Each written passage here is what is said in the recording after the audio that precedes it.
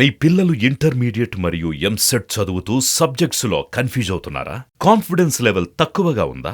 Repeated mistakes చేస్తున్నారా? అయితే మీకోసమే ఉంది rise app. 1 lakh question bank, performance analysis, online classes by experts, ఇంకా మరెన్నో ఫీచర్స్ తో మీ ముందుకొచ్చింది rise. Rise, the perfect guide. Description లో ఉన్న లింకును ఉపయోగించి సబ్స్క్రైబ్ అవ్వండి. నమస్తే, వెల్కమ్ టు అవర్ ఛానల్. నేను సౌజన్య. ప్రముఖ యాక్టర్ విజయకాంత్ గారు మరణం చెందడం విషయం అందరూ చూసిందే. దానికి సంబంధించి చాలా మంది షాక్ గురవుతున్నారు. కొంతమంది చేసేటువంటి కామెంట్స్ ఏంటి అంటే, ఇది హత్య అయి ఉండొచ్చు, నార్మల్ డెత్ అయితే కాదనేటువంటి కామెంట్స్ వినిపిస్తున్నాయి. అంటే సినీ వర్గాల నుంచి కూడా ఈ కామెంట్ వినిపిస్తున్నాయి. సో మరి దీనికి సంబంధించి వారి విశ్లేషణను మనతో పంచుకోవడానికి ఈ రోజు మనతో పాటు ఉన్నారు ఫిలిం క్రిటిక్ విజ్ఞాన్ దాస్ గారు ఉన్నారు. వారితో మాట్లాడదాం. విజ్ఞాన్ దాస్ గారు నమస్తే. నమస్తే. విజయకాంత్ గారి మరణంకి సంబంధించి మీరేమంటారు? మీ అభిప్రాయం ఏంటి? ఇది కొంతమంది హత్యే, కోవిడ్ తో ఆయన మరణం చెందలేదని కామెంట్ చేస్తున్నారు. సో దీనికి సంబంధించి తమిళనాడు సీఎం స్టాలిన్ గారు కూడా ఆయన విచారణలో సంచలన నిజాలు కూడా బయటపడేటువంటి అవకాశం ఉందనేటువంటి కామెంట్స్ కూడా వినిపిస్తున్నాయి. మీ అభిప్రాయం ఏంటి? ఓకే, యాక్చువల్లీ పుత్రేన్ గారి ప్రాబ్లం ఏంటంటే, యాక్చువల్ గా ఆయన అభిమానంతో ఒక ట్వీట్ చేశారు. అభిమానంతో ట్వీట్ ఏంటంటే, ఆయనకి ఉదయనిధి స్టాలిన్ గారు ఒక గిఫ్ట్ ఇచ్చారు, మన ఐఫోన్ గిఫ్ట్ ఇచ్చారు. అది కూడా ఏదో సరదాగా వాళ్ళ మధ్యలో ఒక చిన్న కన్వర్షన్ అయినప్పుడు, ఇతనికి ఒక బహుమతి ఇవ్వాలనుకుంటున్నాను, ఐఫోన్ తీసుకురండి అని చెప్పేసి అనగానే 15 నిమిషాలు, హార్డ్లీ 10 to 15 minutes లో ఒక ఐఫోన్ అనేది మంచి గిఫ్ట్ ప్యాక్ వచ్చి ఆయన చేతికి అందింది. అది ఆయన దాన్ని కృతజ్ఞతగా భావించాడు. ఆ కృతజ్ఞతగా భావించి ఉదయనిధి స్టాలిన్ గారు, అంటే వాళ్ళ ప్రభుత్వం ఇప్పుడు అధికారంలో ఉంది కాబట్టి, ఈయనకి ఆయన అత్యంత సన్నిహితుడు కాబట్టి, ఆయన ఏం చేశారంటే అభిమానంతో ఒక ట్వీట్ చేయడం జరిగింది. ఆ ట్వీట్ లో ఏముంది అంటే, స్టాలిన్ గారు మీరు నాకు చాలా అభిమానంతో ఒక అద్భుతమైన గిఫ్ట్ ఇచ్చారు. ఆ గిఫ్ట్ కి నేను చాలా ఉప్పొంగిపోయాను కాబట్టి నేను ఈ ట్వీట్ చేస్తున్నాను. అందులో ఏముందంటే, మన తమిళనాడు సీఎం జయలలిత గారు చనిపోయింది, ఆవిడది హత్య, ముమ్మాటికి హత్య. ఆరోగ్యం పాడైపోయి ఆవిడ చనిపోలేదు, కావాలనే హత్య చేశారు. కుట్రపూరితమైన హత్య. కరుణానిధి గారిని కూడా ఇలాగే హత్య చేశారు. అది హత్యే, ముమ్మాటికి హత్యే. నెక్స్ట్, స్టాలిన్ గారి పైన కూడా హత్యాయత్నం జరిగింది, అది కూడా నాకు తెలుసు. ఉదయనిధి గారు మీ మీద కూడా కుట్ర పన్నుతున్నారు, మిమ్మల్ని కూడా చంపడానికి చూస్తున్నారు. ఈ కోవలో చెందిందే మన డిఎండికే పార్టీ అధినేత కెప్టెన్ విజయకాంత్ గారు కూడా సహజ మరణం చెందలేదు. ఆయన్ని ఎవరో కావాలనే హత్య చేశారు, ఆయనపై విష ప్రయోగం జరిగింది.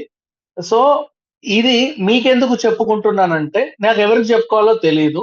అధికారంలో మీ పార్టీ ఉంది, పైగా నాకు కొంచెం మీరు తెలుసు, ఆ మాత్రం సన్నిహితం మన దగ్గర ఉంది. మీరు కూడా నాకు గతంలో ఒక గిఫ్ట్ ఇచ్చారు, దానికి కృతజ్ఞతగా మీకు ఒక ఉచిత సలహా ఇవ్వాలనుకుంటున్నాను. జరిగినవన్నీ హత్యలే. ఈవెన్ రాజకీయాల్లోకి వచ్చినటువంటి మన ఈయనెవరు కమల్ హాసన్ గారి పైన కూడా ఇండియన్ 2 sets లో ఆయన ప్రమాదానికి గురయ్యారు, కొన్ని గాయాలయ్యాయి. కానీ అది ప్రమాదవశాత్తు జరిగిన గాయాలు కాదు. ఆయన్ని కుట్రపూరితంగా ఎవరో కావాలనే హత్య చేయడానికి ప్రయత్నించారు. అది విఫలమయ్యి ఆయనకి కొంచెం గాయాలయ్యాయి. ఆ విషయం ఆయనకు కూడా తెలియదు. అంటే కావాలని ఆయన్ని తోసేయడమో, లేకపోతే కింద పడేయడమో, ఆయన వెళ్లే దారిలో ఏదో నట్లు బోల్ట్లు బిగించినప్పుడు ఆయన ఫైట్ సీన్లలో దాన్ని పట్టుకుంటే అది విరిగిపోయి ఆయన పడడము కావాలని చేశారు తప్పితే, ఇది ఉద్దేశపూర్వకంగా జరిగింది కానీ ప్రమాదవశాత్తు జరగలేదు. ఇది నా అభిప్రాయము. ఎందుకో నాకు అట్లా అనిపించింది. మీకు నేను కృతజ్ఞుడిని కాబట్టి ఒక ఉచిత సలహా ఇవ్వాలనుకుంటున్నాను. దయచేసి దీని మీద మీరు ఇన్వెస్టిగేషన్ చేయండి. ఎందుకంటున్నానంటే, ఎందుకు కృతజ్ఞుడినంటే, మీరు నాకు గతంలో ఇచ్చిన గిఫ్ట్ నేను ఇట్లా అనగానే ఒక 15 నిమిషాలు నా దగ్గరకు వచ్చేసింది. పావు గంటలో నా దగ్గరకు అంత అద్భుతమైన గిఫ్ట్ వచ్చినప్పుడు, మీరు ఒక రోజు గాని, నెల గాని తరబడి అదే పనిగా ఇన్వెస్టిగేషన్ చేస్తే మహా దొంగలందరూ దొరికిపోతారు. ఈ దొంగలందరూ దొరికిపోతారు కాబట్టి నాకెందుకో మీకు ఈ సలహా ఇవ్వాలనిపించింది. మొత్తం అందరిని కూడా హత్య చేయడానికే ప్రయత్నిస్తున్నారు. దీని వెనకాల ఎవరో ఉన్నారు. వాళ్ళు ఎవరున్నారో నేను కొన్ని మందిని అనుకుంటున్నాను, కానీ ఆ పేర్లు నేను చెప్పలేను. మీరు ఇన్వెస్టిగేషన్ చేసి మాకు వీళ్ళ మీద వాళ్ళ మీద అనుమానం ఉంది అని 4 పేర్లు చెప్పండి. అందులో నాకెవరి మీద అయితే ఎక్కువ అనుమానం ఉందో వాళ్ళ పేరు చెప్తాను. వాళ్ళని తీసుకెళ్లి 4 ఉతికితే అసలు దొంగలు ఎవరో తెలుస్తారు. అంటే ఈయన ఆరోపణ అది యాక్చువల్లీ. సో దీంట్లో విషయం ఏంటంటే, యాజ్ ఎ డైరెక్టర్ తమిళ్ ఇండస్ట్రీకి ఒకడే సూపర్ స్టార్. మొన్న 'లియో' ఫంక్షన్‌లో మనకు విజయ్ గారు చెప్పిన విషయం. హ్మ్. ఒకరే సూపర్ స్టార్, ఒకడే లోకనాయకుడు, ఒకడే కెప్టెన్. హ్మ్. ఒకడే సూపర్ స్టార్ అంటే మన 'రజనీకాంత్' గారు, ఒకడే అవును. లోకనాయకుడు అంటే 'కమల్ హాసన్' గారు, కమల్ హాసన్. ఒక్కడే కెప్టెన్ అంటే కెప్టెన్ విజయకాంత్ గారు. హ్మ్. అంతే. సో, అతనికి కెప్టెన్ అనే బిరుదు కూడా ఎప్పుడొచ్చింది అంటే ఇంకా చెప్పాలంటే మన తెలుగులో 'ఖైదీ నంబర్ 786' సినిమా ఎంత పెద్ద హిట్టో తెలుసు కదా! హ్మ్.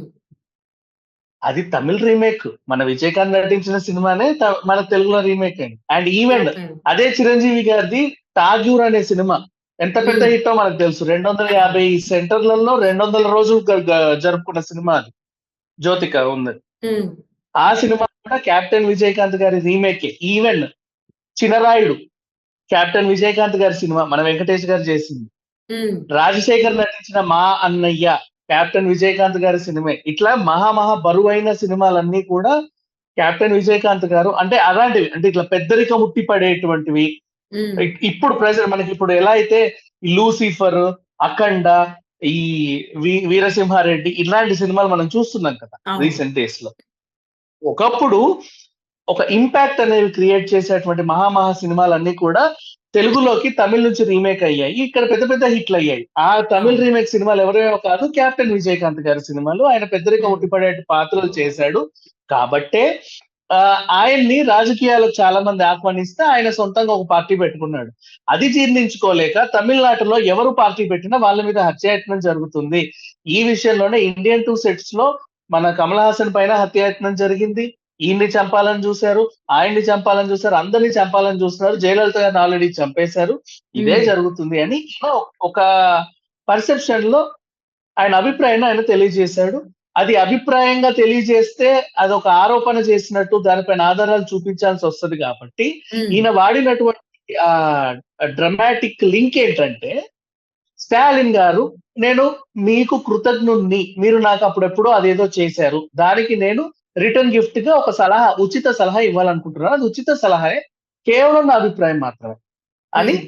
స్టాలిన్ గారికి చెప్పుకుంటూనే ఒక బహిరంగ లేఖను రిలీజ్ చేశారు. బహిరంగ లేఖ హ్మ్. అని ఎందుకంటున్నానంటే, నిజంగా ఒక బహిరంగ లేఖ ఆయన పత్రికా పూర్వకంగా రిలీజ్ చేసుంటే, ఇప్పుడు ఆయన పైన కేసులు, ఇవన్నీ పెట్టాల్సుంటది. నీ దగ్గర ఆధారాలేవి? నీకెలా తెలుసు? ఇవన్నీ అడుగుతారు. ఇప్పుడు ఆయన చెప్పుకోవడానికి ఈజీగా ఉంది. ఏంటంటే, నేనేం బహిరంగ లేఖలు రిలీజ్ చేయలేదు.